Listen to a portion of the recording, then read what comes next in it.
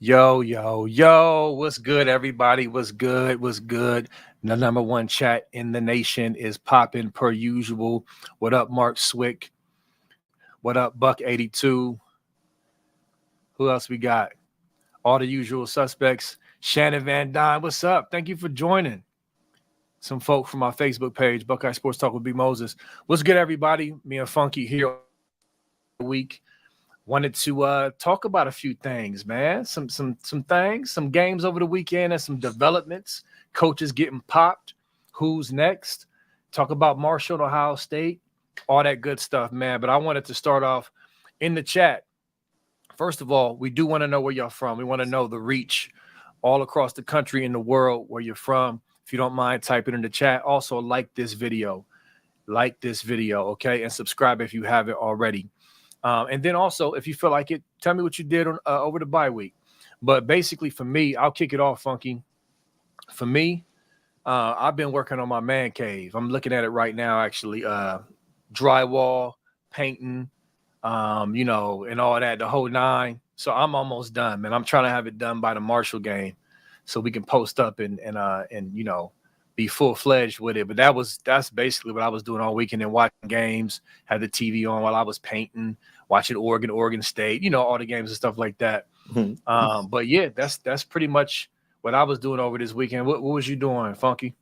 Oh, I took the time to relax and read over every single Michigan fan's tweet from January to now, telling me how good that Alex Orji is and how Davis Warren is good and how they're not just coming back this year, but they're reloading and fired up for the season. And they're returning everybody defensively, and they have 5 first-round picks defensively with a great offensive line because they just have a good offensive line every year. It doesn't matter who's coaching or what. It's just you put on the uniform, you have a good offensive line. So I was reading through all the tweets and responding to every single one of them, B. Moses. That's what I was doing. Good Lord, man. And listen, this is what they're going to try to do, though. We all know we've been around Scum Nation long enough. This is what they're going to do. Slowly but surely, they'll start to trickle out the narrative like, we knew this was coming. We knew we were going to be bad. You suck guys need to play better schedule. They'll deflect. They'll pretend as if they did. Listen, I keep receipts. I got screenshot folders in my phone, bruh.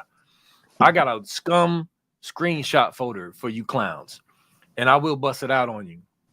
But y'all was talking about we're still going to beat the suck guys. We're still going to be a playoff contender. Yeah, like you said, Funky, our O-line, plug and play. The Don, Orgy is going to be whatever dumb comparison. What about that now? It's all trash. And we're going to get into Scum's schedule later on because, I said 8-4. I was being way too kind, but we going to get into that, man. We want to talk about some of these games from the bye week. So what's I know I got some thoughts on some of the games, but what's the games that stuck out to you the most, Funky, over the bye week? I mean, the game that stuck out to me the most was that Florida-Texas A&M game. Florida was, plus 4 points at home versus Texas A&M, which is not a very good team. They showed that versus Notre Dame. Right. They're just not a very good team this year. And they absolutely went into the swamp and trounced them. And right after that, soon after, they set up a little meeting this morning to discuss the future of Coach Billy Napier. And so that'll be coming out tomorrow. And Billy's going to be fired tomorrow, which is a great thing for all things Buckeyes because yes, the swamp's there to take our recruits, and there's a lot of recruits on there that we can poach, and they're trying to poach from us. You got Jaquez Carter, the best defensive lineman in Florida. He was actually at Florida for the Miami game, and he came back and said, "Yep, I'm locked into Ohio State." And so now you have Florida. Now you have Vernell Brown, that's at Florida still. So that's who I look for to see Ohio State flip. Vernell Brown. Ohio State has money to spend now with that Draper. I'm forgetting the kid's name. Or the kid from Utah who's probably going to go to USC. That turned into a big bidding war. But now we have a lot of money to spend, and I think Vernell Brown could very much be on flip watch for Ohio State in the coming weeks. That's the one I want. Yeah. And you just go to the other games, like the Auburn versus New Mexico State game. Naheem Offord was in attendance for that. And Auburn looked horrible, literally horrible again. They were stumbling against New Mexico State for about 3/4 of that game. So thank goodness Niemoffer's taking his 13th visit to Auburn. And I mean, we just talked about a little pre-show, but like, does a kid really need to take 13 visits or whatever to a school? Like by the 13th time, by the whatever, he already knows what he's getting. Nothing, his opinion isn't going to change on the team. And especially if they go and struggle against New Mexico State after losing to Berkeley last week. So, yeah, I mean, and then Tarvis Alford at Florida State. So if we want, I'll let you take that one if you've watched that one, B. Moses. But that was just another beating. So. No, listen, you are spot on. Like that, your point about that is super underrated because some of these kids that are, thinking about flipping, a lot of them have been lured with money. Look, let's be straight up. JJ Smith. JJ Smith got paid a lot of money to go visit Florida State and other schools down south. He told us the whole time, though, hey, as long as Heartline and Day is still at Ohio State, I'm a Buckeye. Hey, he followed through. And he confirmed that. Obviously, he's here. So some of those schools like Auburn and Florida State, they pay these kids just to come on visits. Ohio State, I can confirm to you, they don't do that.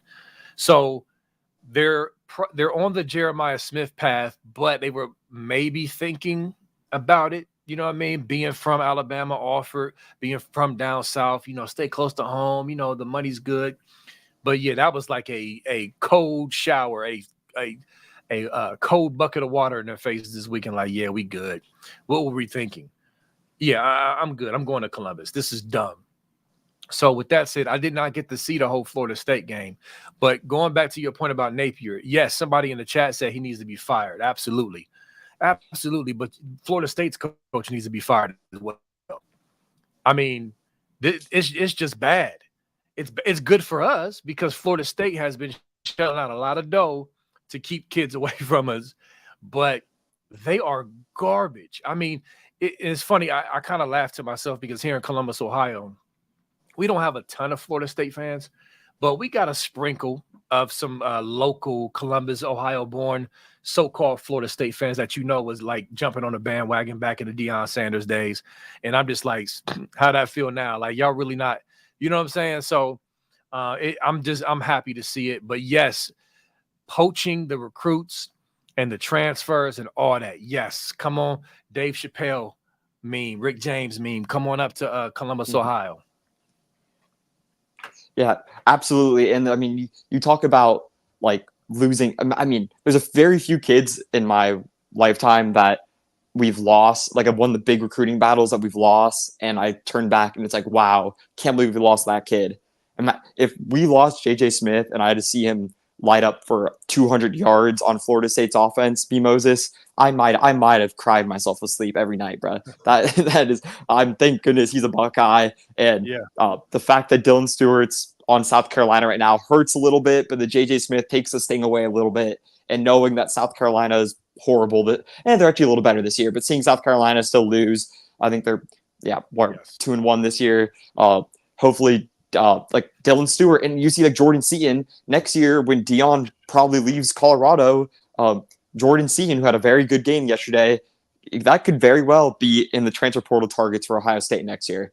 Ohio State probably came second in his recruitment last year, and I mean, Jordan Seaton's not going to stick around in Colorado if Deion Sanders isn't there. And there's no way Deion Sanders stays there for next year. He's not even trying. He's not recruiting. They have no one on the team for next year.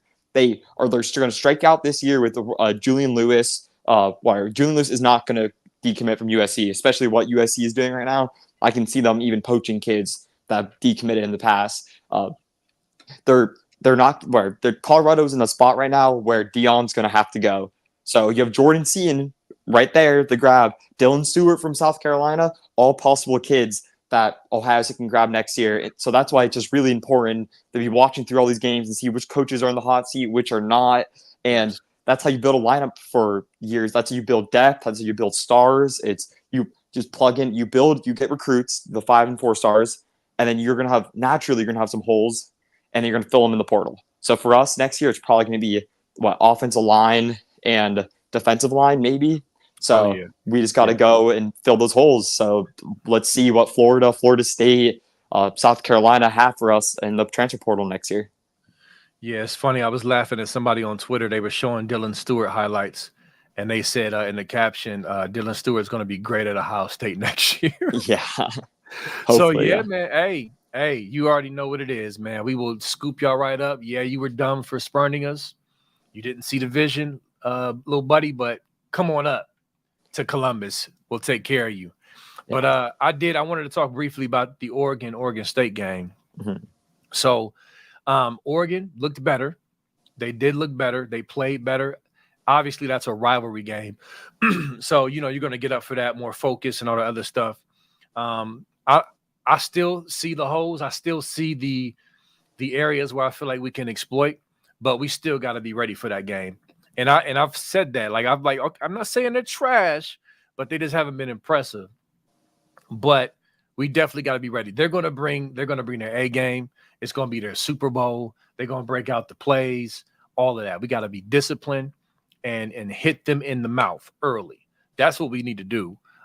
We'll do more of a in-depth preview of that game as we get closer. But I'm just saying, them playing better is kind of what I expected at some point. But I still like our chances up in Alton. What you think, Funky? Yeah, I mean, Oregon's what these. I watched the whole game, and what I've noticed was their offensive line seemingly took big steps up this weekend. I say seemingly because Oregon State was not really sending much at them. They're kind of rushing 4, maybe 5 at times, and Oregon was holding their own. But then again, like Oregon State got every single good player they've ever had poached by Michigan State and other teams like that. So it is this really. Oregon State's a really unimpressive team. And then I get to rivalry though, so I'll give them credit for that. But Oregon State for the first half smashed them in the mouth down the field on the run game. Their Oregon's defensive line couldn't get any push against Oregon State's offensive line in that first half. They scored, I want to say, 14 points in that first half, but they also missed a field goal, so it was really like closer to 17 points in that first half. And they just kind of got away from them in the second half because they couldn't do anything to stop Oregon's defense or Oregon's offense. Dillon Gabriel looked better yesterday, but he's still so short, and you can see that so many times throughout the game. Yeah. The ball's batted down. He tries to scramble a lot, and he's a small dude, so I don't know how much scrambling he's gonna be able to do against Ohio State. But I'm just not worried.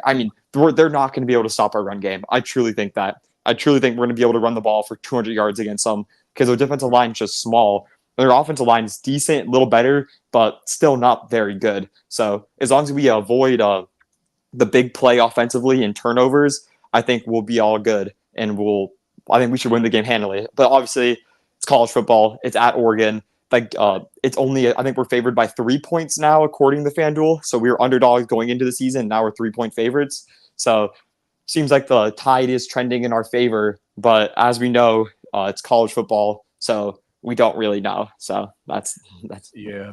And I agree with the run game. That's one thing I was watching when Oregon State was doing some things up front, and enforcing their will on drives. And like you said, they couldn't stop Oregon. They just couldn't stop them on defense enough. Mm-hmm. But Oregon State did establish the run and did some good things. And so I thought about our run game along with Will Howard, who is not as scatty as their quarterback was, but obviously physical with good straight line speed. So I definitely think our run game is going to set the tone because I love our defense in the matchup. Dillon Gabriel, Oregon, they throw a lot of balls to the flat, a lot of balls behind the line of scrimmage. They love to basically have the tight end come off the line and just turn around and catch the ball with a blocker in front of them. They love that play. That's on film. Obviously, they're probably going to try to do some stuff off of that. But anyway, our defense will be ready. This is when our linebackers will be tested. But this is when I want to see Arvell Reese. I think Arvell Reese sideline to sideline against that attack is going to be really, really good. And then, of course, Jordan Hancock in the nickel spot. Again, I don't want to get too far because we're going to do a full preview breakdown about that game as we get closer, and we'll have some more data points between now and then with more games to kind of really look at the matchup. But yeah, they looked better. They played better as I expected. They have talent, but I still like our chances with our defense and our run game especially. Yeah. So yeah, I mean, to get to Ohio State's game next week versus Marshall, and Marshall had a bye week this week, so they're coming in at 1-1. They blew out some, I think, Sony Dykes, and the week 2 they played against Virginia Tech and they got slaughtered. The same Virginia Tech team who got beat by Vanderbilt. I mean, Virginia. I mean, who knows? I mean, that'll be an easy game really this week. We're 38-point overdogs or 38-point favorites versus Marshall this week, so that should be another blowout. But then next week we got the Spartans, bro. So that'll be a fun game. Michigan State very well could be undefeated going into that game. I think they have Boston College this week on the road, which should be it's Boston College's Red Banana game. So that'll be a very, very intense game. But I mean, we can get Michigan State, undefeated Michigan State team, and we have to play in East Lansing. So that should be a fun game to look forward to, not this week, but next week. So, I mean, and then we have Iowa and then Oregon. So we're going to be battle tested going into that game in different ways and different forms, from where a running quarterback to a really stout defense in Iowa. So, yeah, I'm excited. Yeah, same. And, Iowa, I'm really looking forward to that game because we know their defense is going to be stout. Their defense is going to make our offense and Chip Kelly and Ryan Day combined be disciplined and really have to dissect what they're doing defensively. Will Howard's going to have to be patient, all of that. So the physicality will be tested, the play calling, and, the chess match and blow for blow will be great. So I'm looking forward to seeing that game. I'm glad it's at home. Glad we don't got to go on the road to Iowa. Always a goofy place to play. But, yeah, man, it's about to kick up, and then, the Scum fans can stop whining about our schedule as if y'all haven't had a trash schedule for the past 5 years. We finally got a light non-conference schedule, the Scum way, and now y'all want to try to point fingers. Get up out of here with that crap, man. But anyway, speaking of Scum, let's talk about them. Let's talk about them over the bye week, and then I want to transition and look at that schedule because, again, I was trolling them with 8-4, but after further review, yikes. I might have to flip-flop that to 4-8. We're going to look at their schedule in just a minute, but they're bad. They're bad. Flat out, period. Watching them against Arkansas State, it was just like, wow. Somebody, my dude DeWan, I shouted him out last week. He said they basically just got kicked back to 2020. Like, it literally looks like they just hopped in the hot tub time machine and poof, they're back in 2020 again. Like that's how bad they are. And USC might name their score. USC might beat them more than Texas did, for real. Mm-hmm. I mean, they got serious problems, and it's apparent, it's clear. Their quarterback play is just beyond abysmal, and their fans are basically saying, "Hey, just start Orji." And I'm like, that's cool, but that's not better. Like, any decent defense is going to load up the box and make Orji throw the ball. Don't you understand that? USC is going to load up the box with Orji back there and dare him to complete a pass downfield. Not to mention the O-line is not great. So an Orji who's being rushed back there on top of not being able to hit the side of a barn to save his life is trouble for y'all. This might get ugly Saturday. This went from Michigan fans were telling me in the offseason as we were going through the schedule, oh, USC, that's a dub. That's a dub. It's went from that to hide your kids, hide your wife. It's giving hide your kids, hide your wife now. So I'll take a break on that, and I want to get into some more stuff with Scum. But what's your thoughts on the Arkansas State game, man, and just what happened, and also make sure we touch on Donovan Edwards post game. Oh yeah, stuff. Yeah, go ahead, man. I mean, what I watched the whole game, and I sat back and I thought about it, and I was like, wow, if Arkansas State had a good kicker, they probably would have won that game. And I was like, oh, Michigan has Arkansas State's kicker. So, I mean, literally, if Arkansas State would have had a good kicker in that game, they could have won easily could have won. I think they would have settled for 2 field goals, so that's at least 6 points right there. And then they threw a pick in the end zone, which in the red zone. So it's I mean, that's another more points there. And that just gives them more confidence going into that game the whole entire time. And I'm like, wow, Arkansas State really could have won that game if they just had a really competent kicker. And I genuinely think with Michigan players don't really care anymore. I think they checked out. I think I know from firsthand example, Colson Loveland went down with an injury, basically tapped out of the game at halftime. All these people were worried about his health and safety or whatever. Colson Loveland was out at the bars in Ann Arbor right after the game Saturday night. Heard about that. Yep. Colson Loveland did not. I mean, like, that's just such a bad look. You went down with an injury, you tapped out of the game, and you're out drinking at the bars the night of in your Ann Arbor. Like, that's unprofessional. It's a game week. I mean, all I can think of is he doesn't want to lose his draft stock. He's shown enough on tape, which I agree he has, to be a first, second round draft pick in this year's NFL draft. It's not really his fault that the quarterbacks suck. He's a fantastic player himself, but I think that speaks to the current culture at Michigan. Loveland doesn't really care. He doesn't really. He's out of it, and I think other players feel the same way. You look at Donovan Edwards. How crappy do you think Donovan Edwards feels right now? He went from being on top of the world, being able to just sit behind Blake Corum, steal his rushing touchdowns, be on the NCAA cover, have a big national championship game, be whatever, big game Don, blah, blah, blah. Then all of a sudden, he is the backup running back to like some random fifth-year senior. So that's a fall from grace for him. And yeah, I mean, and the post-game conference that Donovan Edwards has was frankly embarrassing.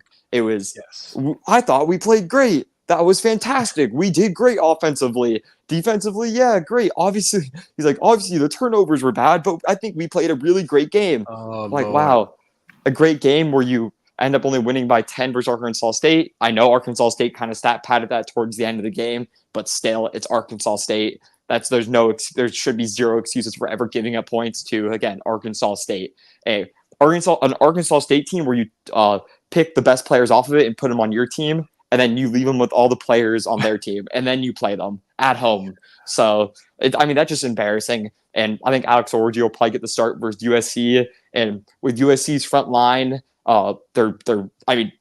this year's USC defense is legit. It's a legit defense. They slowed down LSU, and LSU obviously has a really elite offense on offensive line, elite, a good quarterback, great skill weapons, and USC really played a really nice job against them. And I think they're gonna smash Michigan. I think offensively I think they'll have a little more struggles than a team like Texas did, but I can really, really realistically see this game being like 24-10. So can't wait. I mean, I'm excited. I think Michigan is an embarrassment, and I think their players know it. So, and the line for the Ohio State game is now moved to 19.5. So, I saw that from the Skunk game. That's missed that. Yeah, I think you're low balling. I'm gonna go 38-10. 38-10 USC. I don't think they're gonna struggle as much on offense. I really don't, man. I haven't been impressed with their defense. You can throw on them, you can run on them. That's true. Yeah, Arkansas State did look good offense. They passed the ball down their throats. They just had a few mishaps, a few really bad plays. But you're right. And those two big fat guys in the middle who I was told Mason. Sorry, I got to get this out of my head. I'll let you talk after this, Moses. Mason Graham. Remember they're all freaking out. Mason Graham and Will Johnson protected number 1 and number 2 picks. I think PFF said that or something. Yes. And like, oh my God. Like, Will Johnson they're both great players, first round picks, but Mason Graham is nowhere close to the first overall pick this year. And I sat back and thought about it. I'm like, wow, Georgia had 2 really, really good interior defensive linemen recently, right? And I feel like those players was like Jordan Davidson and someone else, and those players were dominant game wreckers, and they fell to like the 8th, 9th pick because just in general that position isn't much of a need. So I mean, you don't see him in the game. Like, if you watch a Michigan game, I don't recognize Mason Graham there at all. Like, I never hear his name. I don't see him. Kenneth Grant, the only play I ever saw of him when he dropped back to be a linebacker on a 3rd down and they threw it right over his head. I don't know what that was. But, you just don't see him in the game. They're so easily avoidable.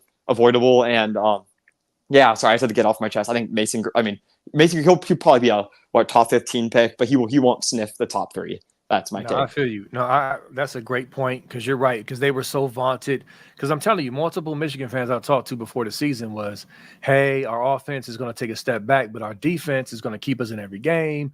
That was their logic. That was their thinking. That is completely out the window. And Mike Green, thank you for the super chat, bro. Let me put you on the screen, man. Let me put you on the screen.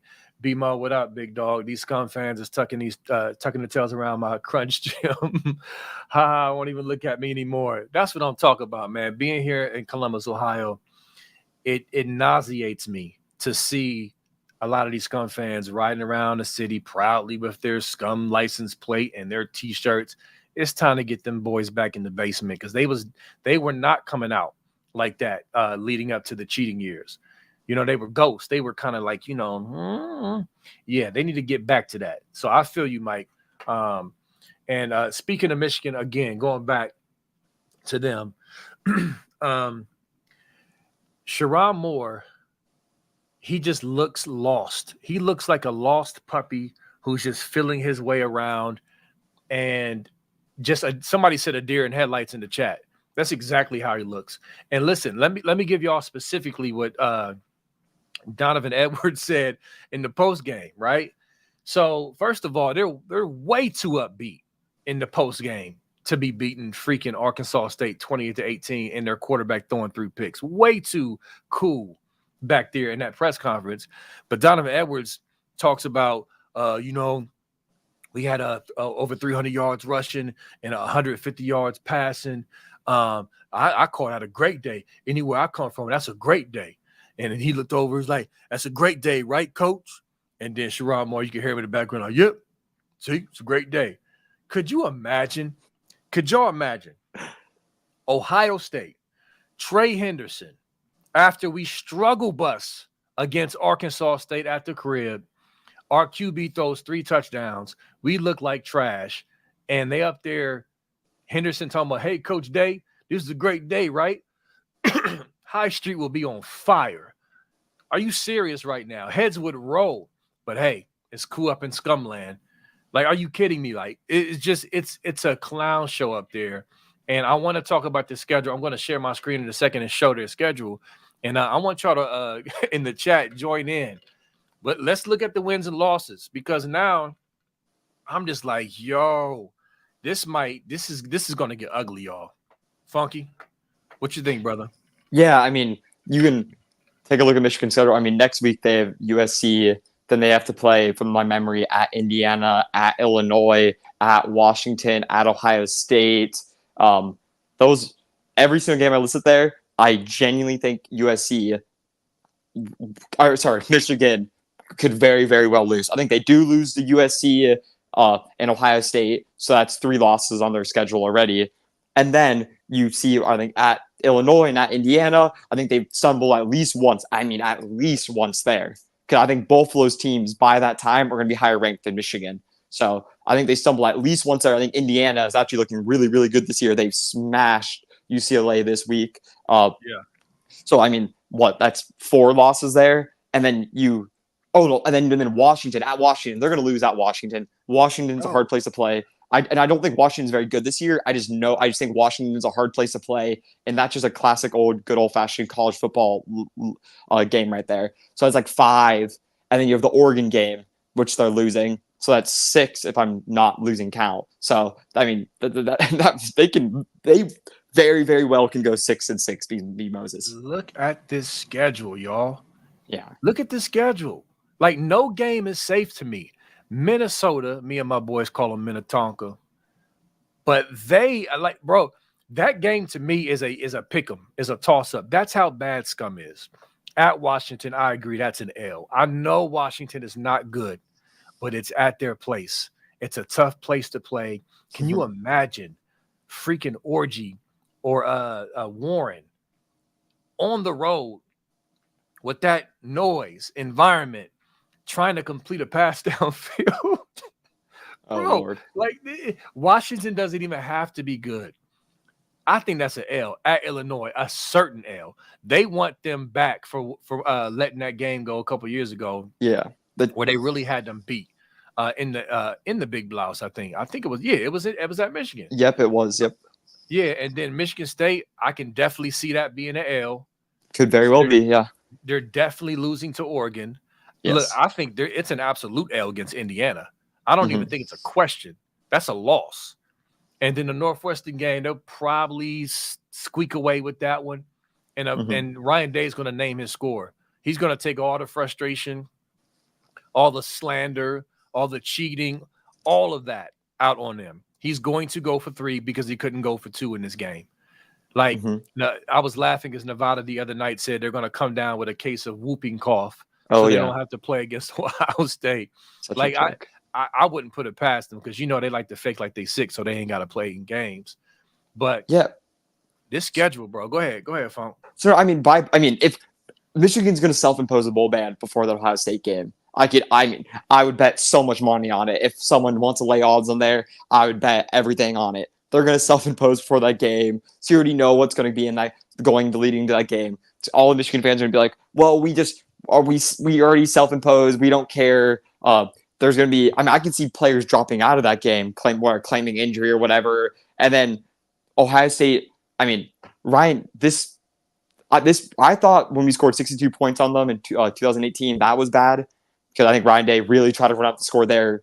And that was great. I was at the game, one of my favorite games of all time. But this game we're going to win by, 19 half points isn't enough. That's not enough points. We're going to win, by 42. Michigan won't be able to score on us. I can almost guarantee you that. No, absolutely. So you can chalk down a max of 3 points for Michigan there. So I'll give Michigan 3. And then how much points do you think Ohio State's scoring? 50? Because we're not stopping. This ain't going to be a time where we take out the starters in the second half, Moses. Ryan Day doesn't. We don't care. This is going to be a thing we don't care. Ryan Day, Chip Kelly, everyone knows. All these seniors who got literally cheated out of the last 3 years of their college careers because of this Michigan program.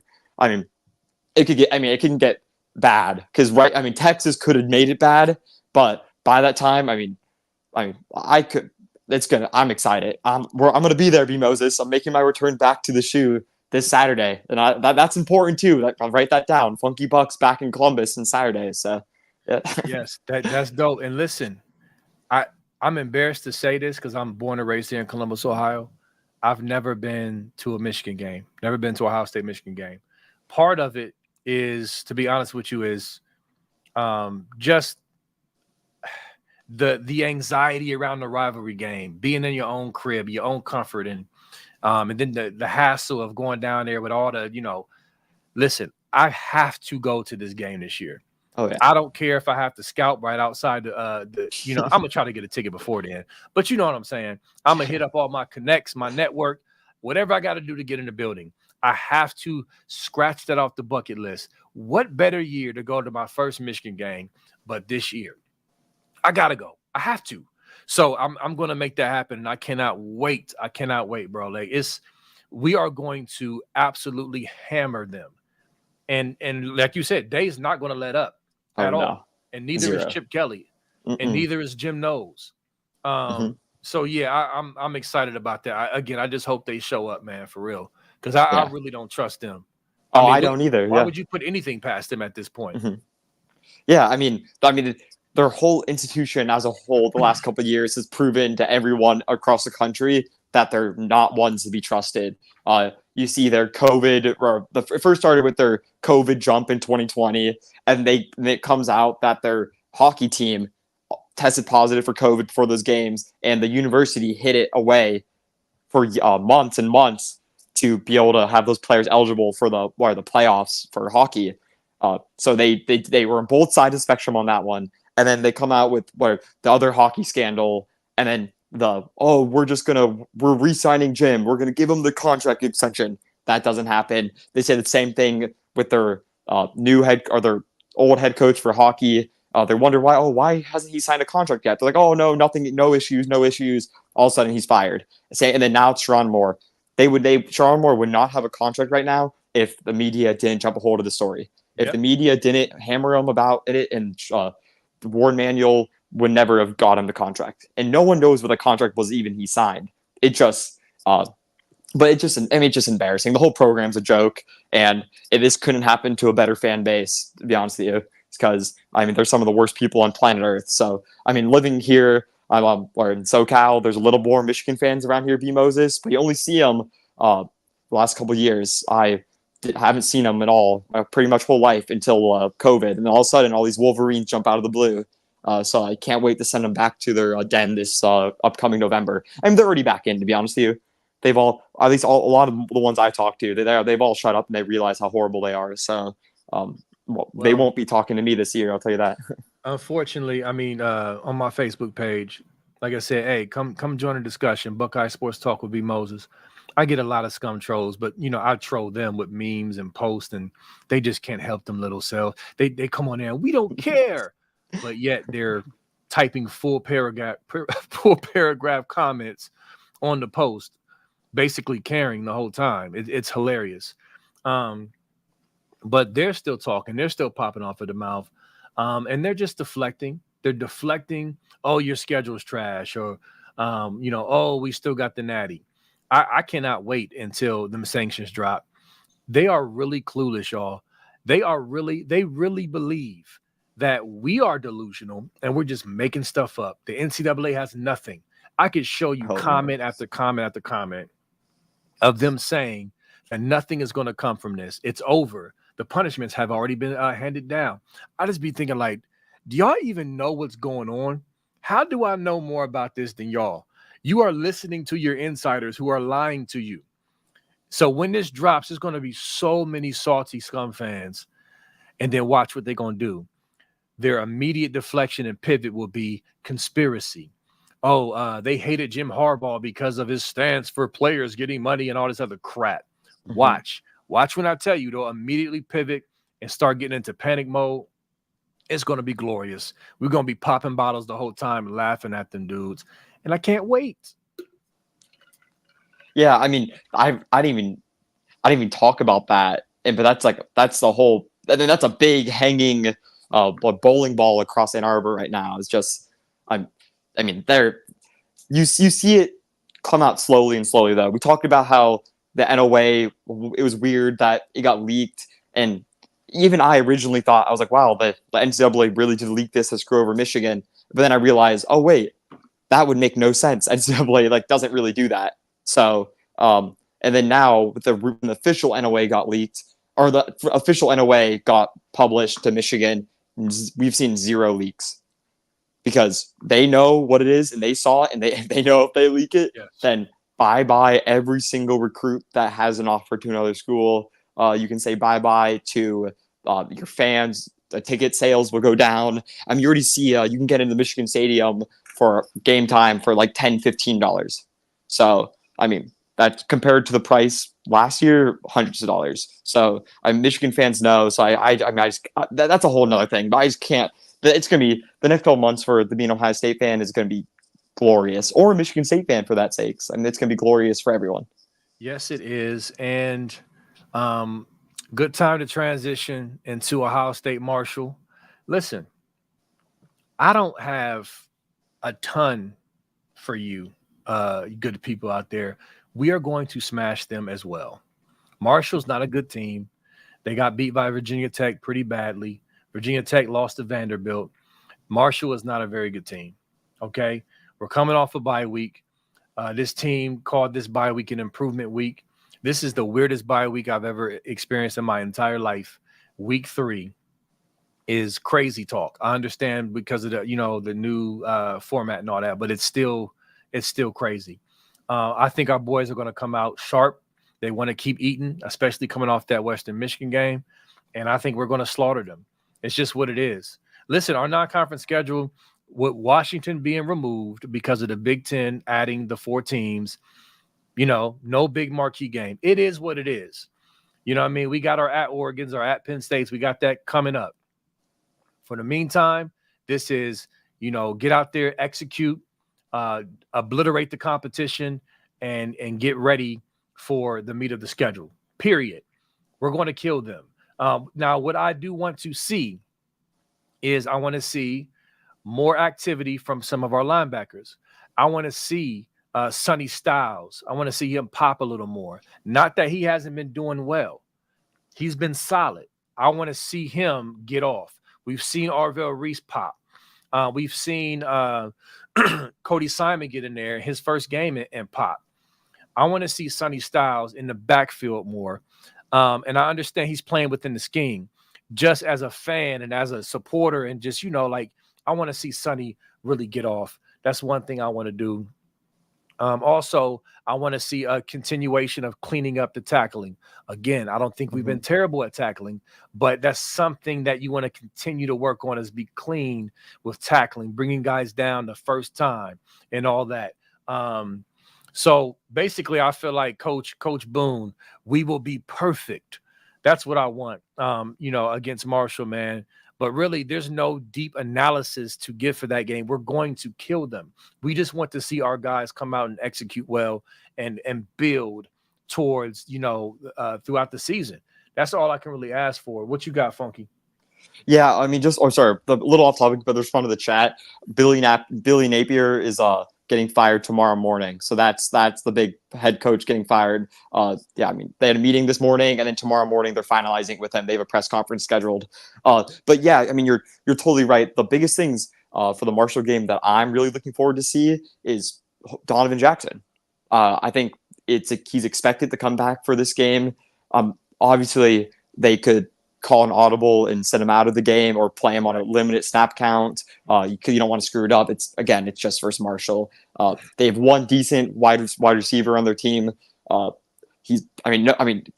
about it. I mean, they're just on a talent level below us. So, I mean, I'm really excited. I think Trayvon needs to have a big game. I don't think we've seen enough of him yet. And I really want to see Emeka get more touches and more of the ball more. So yeah. I'm hoping to see more Emeka and Trayvon. But then again, I'm just looking for another good, solid team offense and team defense week. I think our defense has been, besides for a few plays versus Toledo in the week 1 game, I think we've been extremely disciplined. And I think it's really great to watch, because it seems like everyone's just doing their job. And it's great. I mean, I think almost not hearing about a guy like Sonny Styles or Caleb Downs really too much throughout the game is almost a good thing, because they kind of play the positions in our defense that we want to cover up really well, and they're kind of the centerpiece of like the pass defense, rush defense. So because the less we hear about Caleb Downs means the less big plays they're really having, because you don't really hear them until we'll see him later on, especially versus Oregon. I think he's going to be the most important player on the field that day. But versus teams like Marshall, they can't really push the ball that down the field. So unless Caleb, I mean, he's had to have some really amazing run defensive plays, though. So, and he'll continue to do that. So I'm just looking for another good, clean game. I want Will Howard to continue to have, I want 0 turnovers. We're at 0 turnovers, right? If I'm not mistaken. Yeah, 0 turnovers. Just 0 turnovers. I don't want any 0 turnovers and no big plays, and how Funky Buck will be happy about that. So yeah, I definitely agree with that. And I'll say this: I know there's been some questions throughout the week. I've heard people talk about incorporating our tight ends more. I'll say this: this is the best defense since 2019. Y'all remember that defense in 2019, right? I'm sorry, not. Well, first of all, yes, my bad. I got 2 thoughts going, because I got another point coming up about the defense. Best defense since 2019. Keep that in your mind. But on the flip side, we haven't had a tight end unit as strong as we had in 2019. So what I'm saying is this: the strength of that tight end unit in 2019 was their blocking. The ability to block, to set the edge, all of that as a tight end unit was phenomenal. That's why a lot of the times you saw, when we ran a lot of the stretch plays we ran with J.K. Dobbins, the tight end was so key in a lot of those plays, springing J.K. Dobbins down the field. We haven't had consistent good blocking like that since 2019. Go back and watch the Western Michigan tape. Look at G. Scott. Look at Kaz Merrick. They did a great job. Like, our wide receivers are blocking much better as well. Throw them some love. So I'm saying that to say, people who are complaining about the tight ends not being involved, to me, the most important thing in their involvement is their help in the run game. The catches will come. If a defense is doing something that frustrates our pass game, which I just don't foresee happening consistently enough to be a problem because we have so many weapons, and we put you in such conflict with Chip Kelly's scheme that I believe G. Scott is plenty capable of catching some balls up the seam or or whatever over the middle, as well as Kazmarek and Christian Bennett. He looked like he had soft, or is it Bennett Christian? Bennett Christian. He has those names you can flip flop. I'm confident our tight ends can catch the ball when called upon, but we need them to block. We need them to consistently be great blockers, and that's what they've been doing on film the past 2 games, especially second half of Akron and the full Western Michigan game. So I just wanted to put that out there, y'all. Don't worry about the tight ends. As long as they blocking, in my opinion, that's what we need them for the most, not catching a bunch of balls. We got receivers galore. Their time will come. All right? What you think about that, Funky? Yeah, no, I mean, I really liked our blocking in general, and I think you got to attribute a lot of that to Chip Kelly. So I think Chip Kelly's done an amazing job with the secondary blockers. I think he's done a great job with blocking in general, but I think especially underlying the receivers blocking and tight ends blocking. So I think, it's been amazing. It's been great. So G. Scott had 1 hold, I think, on the big Quinshon run, but that's about it. At least he's putting effort there. That's all you really need from at least some wide receivers out there, is just go and shield the guy. But it's hard to get JJ Smith to do that when he's getting paid $1 million as a true freshman. So, but I'm just glad to see them doing it, and it shows just a good team offense that they've been playing today. And then also, what I was thinking was Georgia looked. To bring them up. Go ahead. Georgia looked horrible, and I was always really confused about why Carson Beck was getting all this hype, and I still don't see it, B. Moses. I really don't. Carson Beck, I don't think he's better than Will Howard. I think it's definitely a conversation we can have with anyone. But I think if you said that before a season, people will call you crazy. I think people will call Carson Beck. I think at one point he was the favorite to be the first pick in the draft, which to me is an absolute joke. Well, Georgia offensively had 0 weapons. Trevor Etienne is decent. He's a good running back, but their offensive line is good, or their offensive line's good, and their running back is good, but their wide receivers are all very human, and their tight end is extremely human. And their quarterback's not game breaker in my personal opinion. He's not a quarterback that you really have to like that could win you a game. He's not Vince Young. He's not Marcus Mariota back in the day. He's not Kyler Murray. He's a good, solid Georgia quarterback, but I don't see.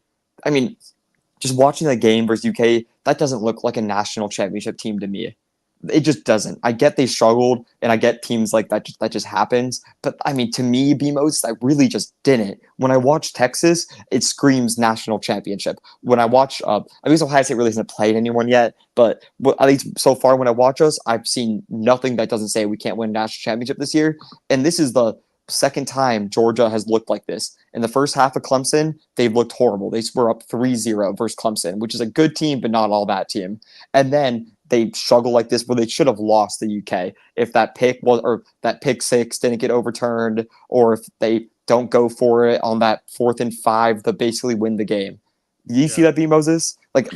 How do you not go for that? You literally basically have a 4th and 5 to win the game. That was pretty much the situation, and they didn't do it. They punted it away. So I think it doesn't make sense to me. Kentucky kind of choked a little bit too, Yeah. and to me they shouldn't have thrown on that last drive they had. They should have kept running the ball. Mm-hmm. They could have probably set up a field goal, at least a 50-yarder. They choked to me. They blew it. Yes, Georgia and Shannon Van Dyne. If you're still out there, to your point on my page earlier when you talked about Georgia probably not dropping, basically Shannon's point was, if Ohio State struggled against a team like Kentucky, that, we would have dropped, right? We would have dropped the 10. Yeah, exactly. But Georgia probably won't drop. I agree with that. Now, listen, again, I don't care because the AP poll doesn't really matter right now. It doesn't matter, but I understand the principle is that is true. It's ridiculous. So that's a good point, but it's going to play out and it's all good. But I agree with you, Funky. Georgia, I think they're a good, solid team, but they don't scare me. Nobody in the country scares me right now. Texas, Georgia, and Ohio State are clearly the top three. Oregon's right there, kind of hanging around, with their talent potential, but nobody just scares me. And going back to what I said about the 2019 defense, and we're going to wrap up in a couple minutes. We got Kirk and Nevada coming up at 7.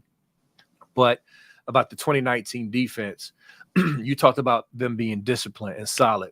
You mentioned it's a good thing not to hear about Caleb Downs. I agree. Caleb Downs, to me, he's back there being Jordan Fuller. He's a more athletic Jordan Fuller, and that's not a knock on Jordan Fuller, but Caleb Downs is a freak. So I cannot wait to see Caleb Downs get tested in the air and even box in situations where he may have to come up and be more of a support depending on what they're running. So, yeah, the discipline and the depth of our defense is wonderful. I just question the linebackers. I want to see the linebackers as a unit continue to play well, play better. I'm hoping Gabe Powers can get a little more reps against Marshall. I'm hoping who am I thinking about? CJ Hicks. I'm hoping he could get in and just get some more reps under him and not just be labeled as a rush to passer guy. I mean, if that's the case, then that's the case. But I want him to get in there and look a little more sure of himself, a little more instinctive. The linebacker depth, I don't think is trash at all. It's solid. It's a solid group with a lot of potential. Reese is coming on, but I just want to see a little more activity from them from top to bottom. But other than that, man, yeah, our defense is crazy. Yeah, and especially, the thing that always pissed me off is people always claim to me that Mississippi State was a hard game. It's like, oh, the cowbells and blah, blah, blah, blah, the cowbells super loud. I've seen so many SEC teams walk in there and struggle and barely sneak out wins. And usually they just barely squeak by, win by 3 points, 7 points, 1 point, whatever. They just squeak by, barely make it out of there alive. And they're like, oh, but it's an SEC road game. Like, that's really, really hard to do. And then I see Toledo walk in there and spank Mississippi State. They absolutely killed them. So yeah, that was crazy. It was, and it's like, I mean, I know this is like probably a worse Mississippi State team, but Toledo didn't do that to Mississippi State, and Mississippi State played whatever, a D2 team, FCS team, and they beat them by 40. Then Mississippi State would get so much more credit than like a team like Toledo. So I think that SEC bias in general is kind of like, it's so prominent, especially in these earlier polls, like the AP poll and the coaches poll. I think the college football playoff poll does a lot better job at handling these games to be more fair. But in these early polls, I mean, they don't matter. The game's going to play itself out. If Ohio State's 12-0, they'll be the only 12-0 team in the whole entire country. So we'll be the number 1 ranked team in the country if we're 12-0. I mean, you could write that down, bookmark it. If we go undefeated, B. Moses, we're going to be the number 1 team in the country. And there's not going to be another undefeated team in the country. So we don't have to worry about it. I ain't got no problem with that. Hey, shout out to the chat, y'all. I appreciate y'all still tuning in while you're watching NFL. That's beautiful. You didn't have to choose, right? You checking us out, but still checking out the games simultaneously. I love that. Great stuff. But listen, is there any other thing we need to point out super quickly before we bang out? Funky, anything I'm missing, forgetting? Nope, I hit everything. Yep, I think we hit everything. So listen, another great show. Really appreciate y'all. Next week, of course, we got Marshall. Then we get into Big Ten play, and we take it up another notch, man. Make sure y'all like this video, subscribe, share with your friends, all that. Tell them about the show if you enjoy it. And once again, go Bucks. Go Bucks.